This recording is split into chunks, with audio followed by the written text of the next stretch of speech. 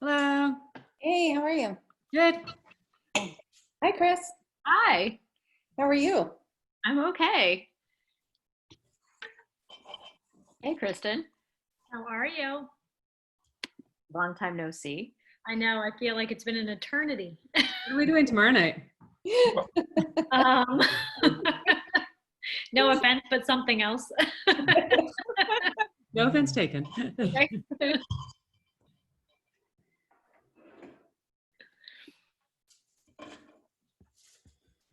You can hear my clock going, so we're hitting 7 o'clock. Okay. Oh, yeah, that's nice. My dad made it. That's cool. Yeah. There's like hairs or All right. So I think Randy's going to be jumping on at some point, right? Yes, he just texted me and said he'd be about 5 minutes late. Perfect. We already have a question or a statement. Elizabeth Strobridge saying, thank you for all your hard work. Oh, thank you very much. Thank you. We really appreciate it.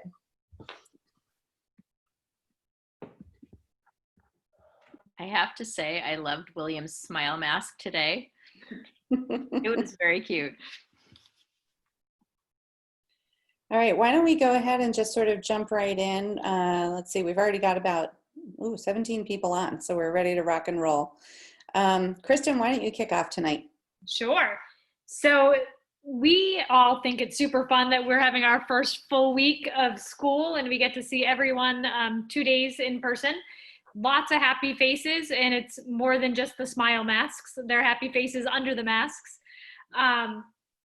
We are continuing to see lots of classes utilizing the outdoor spaces for their learning and for snack and for lunch, which is awesome. That's what we want to see, and that's what we're encouraging.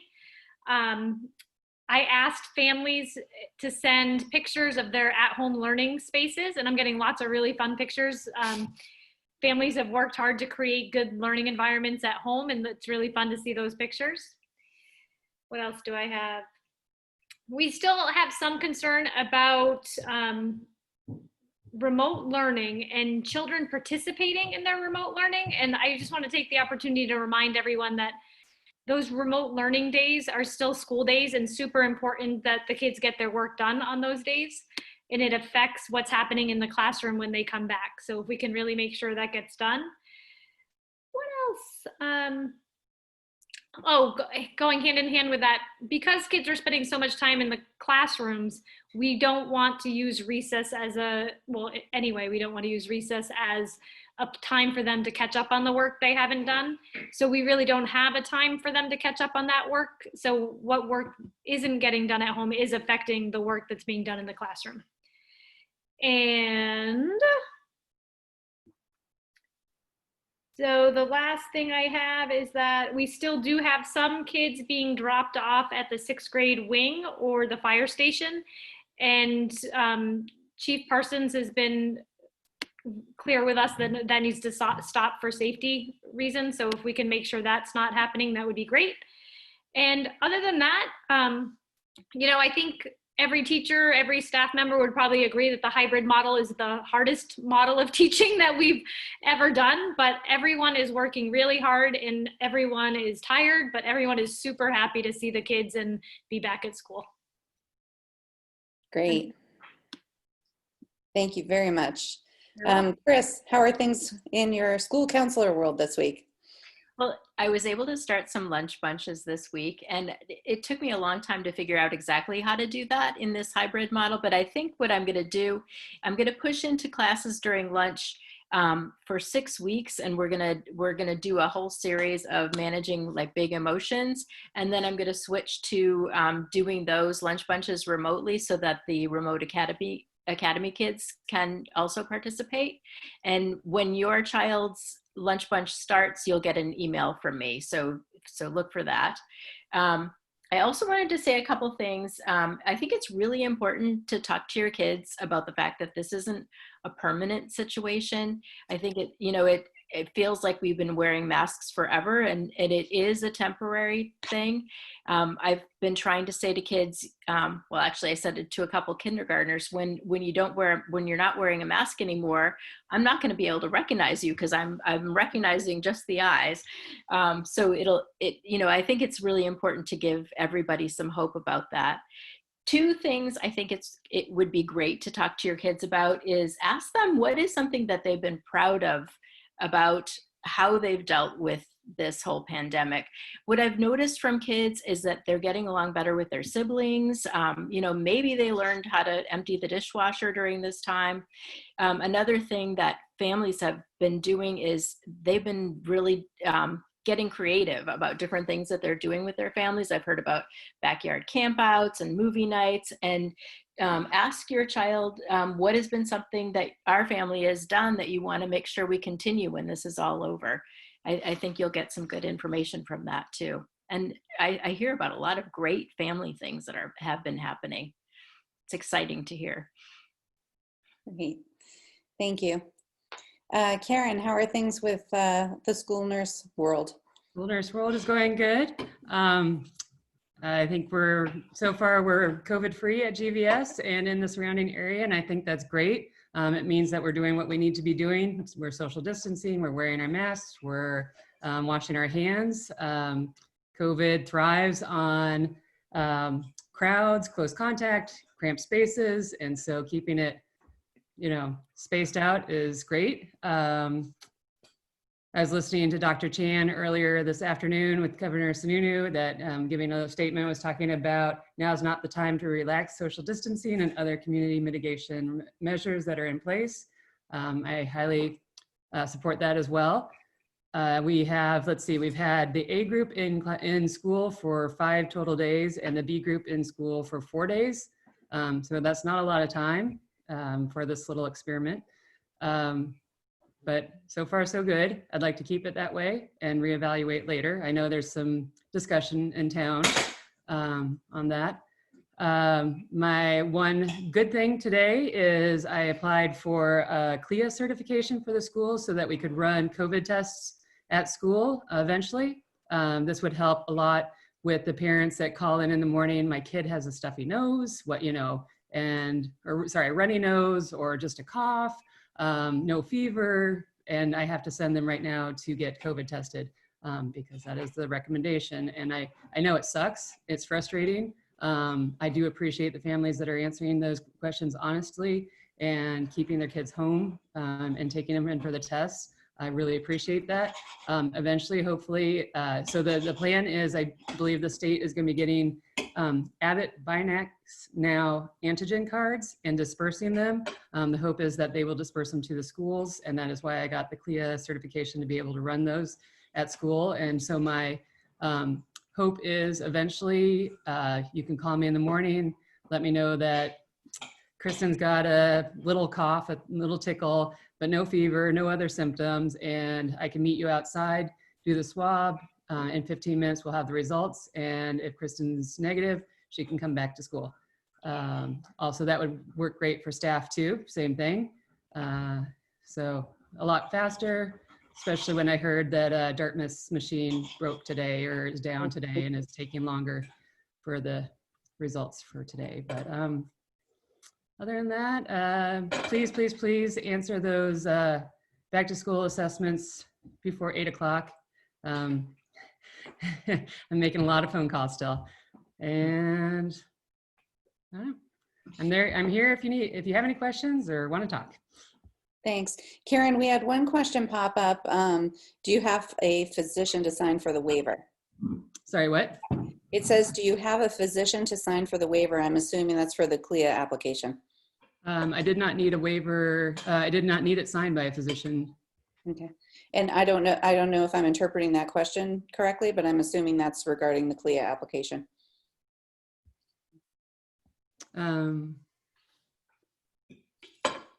Yeah, I sent it in, I don't know, Monday, and I received word that it's approved and they want our $180, I think it was today.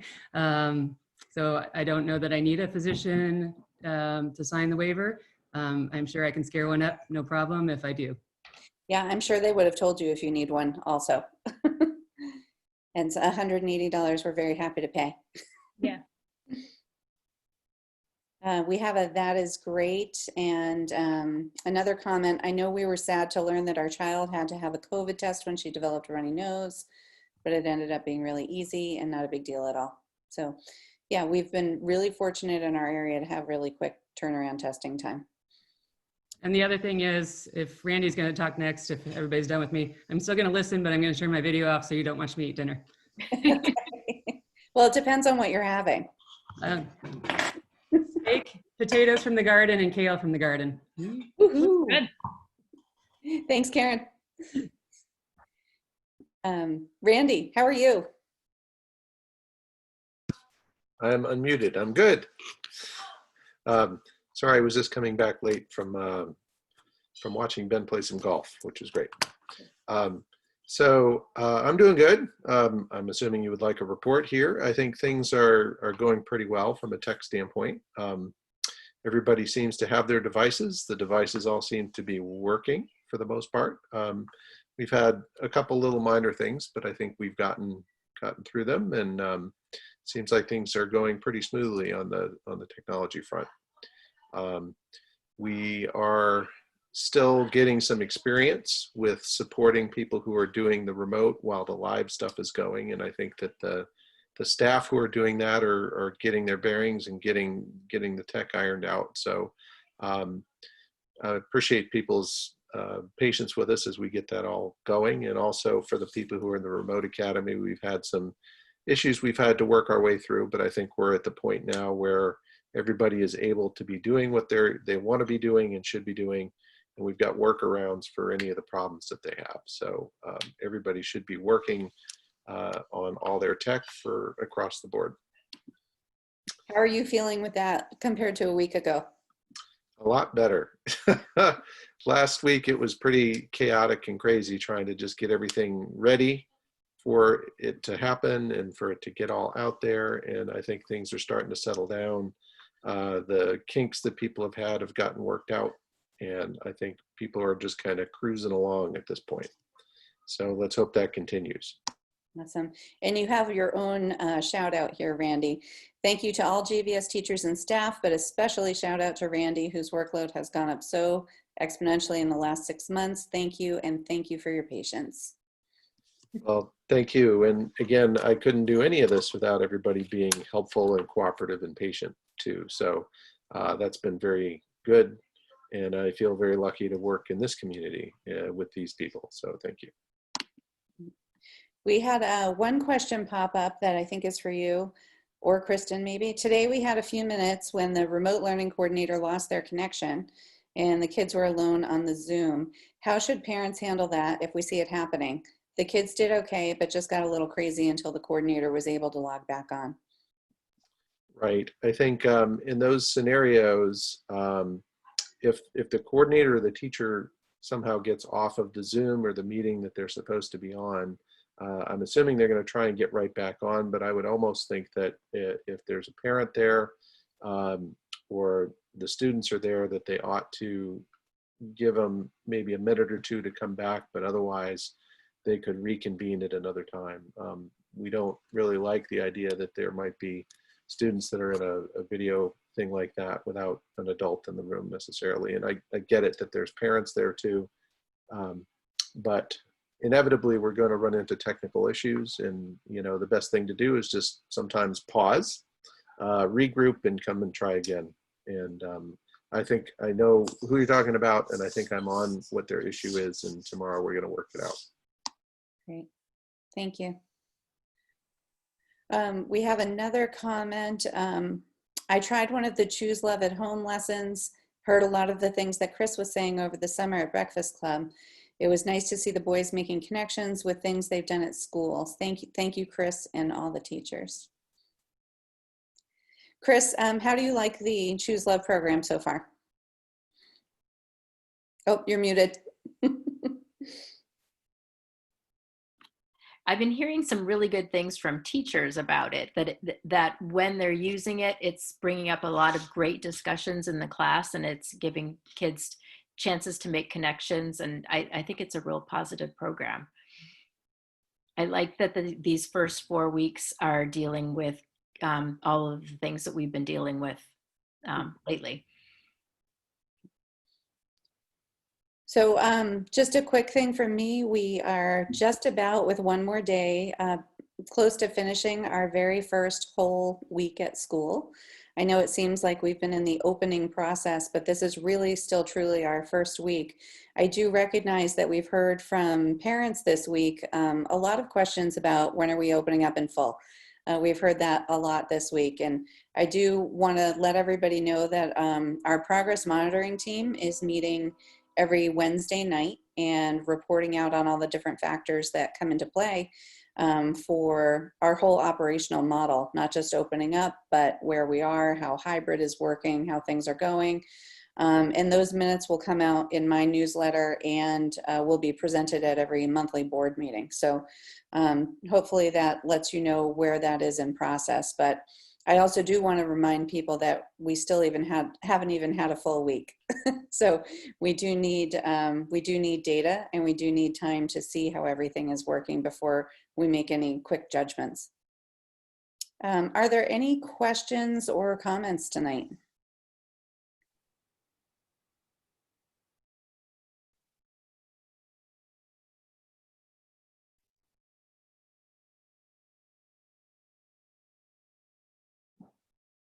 Okay. Staffing seems to be a big issue everyone is talking about. What are we doing to improve this? Staffing is definitely a concern, and what we need to do is we need to make sure that we can keep the building operating and running safely and smoothly with student supervision. We have we don't have a lot of wiggle room in staffing.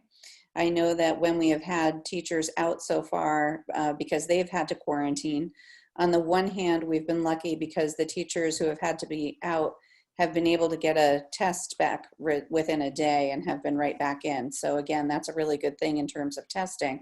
At the same time, we only have, Kristen, you can correct me if I'm wrong, but I believe we have 5 subs on our list. And then only 3 of those can come in kind of anytime. 2 are limited in their schedule. So one of the things that we can look at right away is seeing if we can increase our substitute pool. But I also want to remind everybody that we don't want to deal with a staffing issue just by putting warm bodies, just by putting substitutes in the building. This still has to balance out quality education for the kids. So sometimes we get the question of, why can't you just take this paraeducator and put them in the classroom?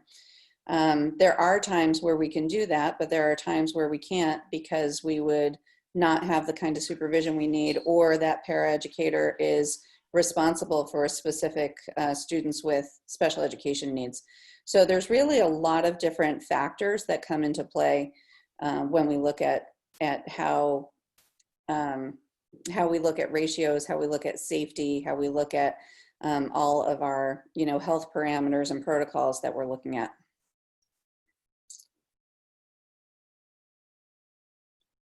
Let's see. Follow up to your comments, Sydney. I think there's false impression that most schools are fully in person. I work over a dozen school districts, several of which are fully remote. The rest are hybrid with very few in person for just youngest grades. So I just got the report that I got from the Commissioner of Education from the DOE is about from 10 days ago, just to give you some time context. But the ratios, if we are looking statewide, Grantham is in the majority of what schools are doing. So the majority of schools are in a hybrid model. It's at about 46% across the state. There are 28% that are fully open. There are 21% that are fully remote. And at the time that I got this information, there were 5 that were undecided. As I said recently, I hope those schools are not undecided still, but that's about where we are. So the majority of schools have opened in a hybrid model. So just about 50%, close to that.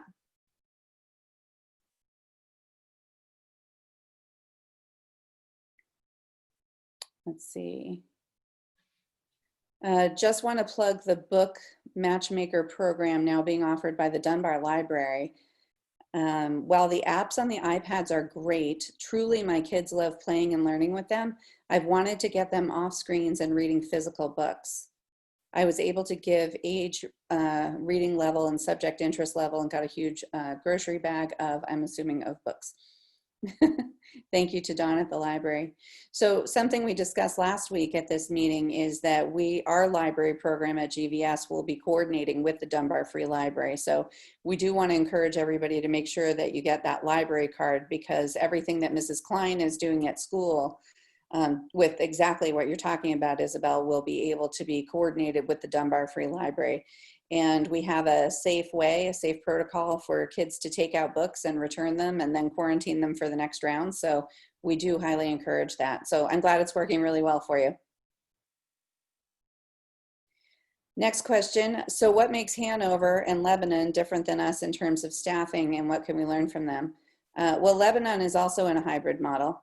So they're doing a similar model that we are, where they de-densified their building by having only half the students come back at a time. And Hanover made a different decision in terms of the 3-foot distancing. And I also can't speak to the level of staffing that they have or the level of space that they have, but I can tell you that every single school and every single school district has different levels of space and staff. And those are some of the biggest things that we take into consideration.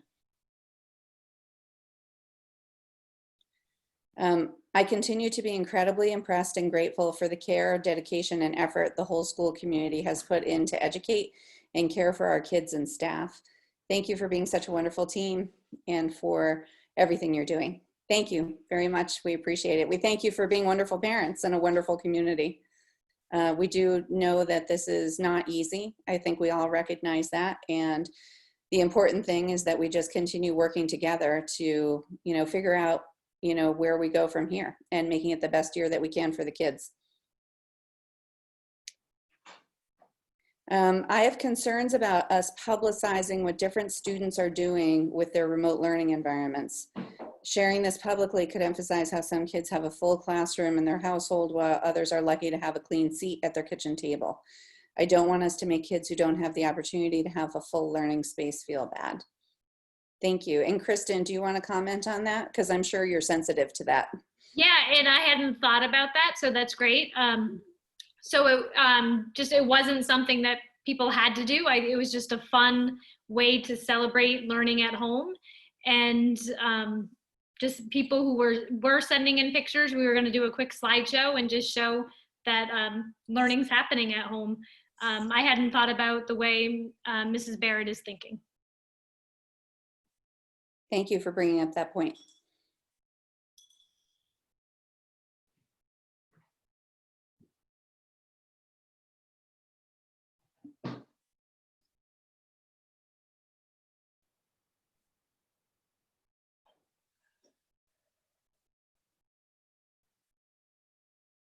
Okay, anything else coming in? The chat sort of slowed down. It was sped up and then slowed down quickly tonight.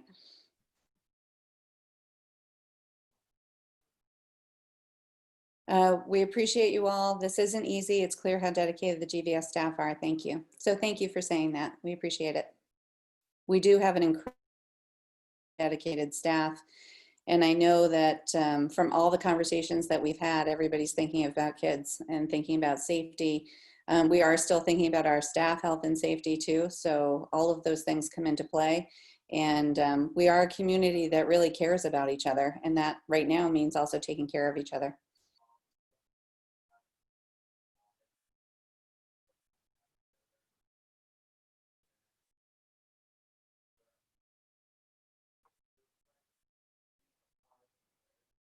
Okay. Karen, did you finish dinner? Pretty much. I have a little bit of steak left, but I thought I'd join in. I had 3 bags. I grow my potatoes in bags, and just it's easier than digging them up with all the rocks. And so I'm like, okay, well, I had some time after school today. I'll dump the bags out and find the potatoes. Luckily, there was only 4 of us for dinner tonight because the 3 bags had just enough. Perfect. And I'm pretty sure I planted way more than I harvested. Well, thank you very much, everybody. And we will see you next week. And I hope everybody has a great Friday of our first whole week and a great weekend. Take care.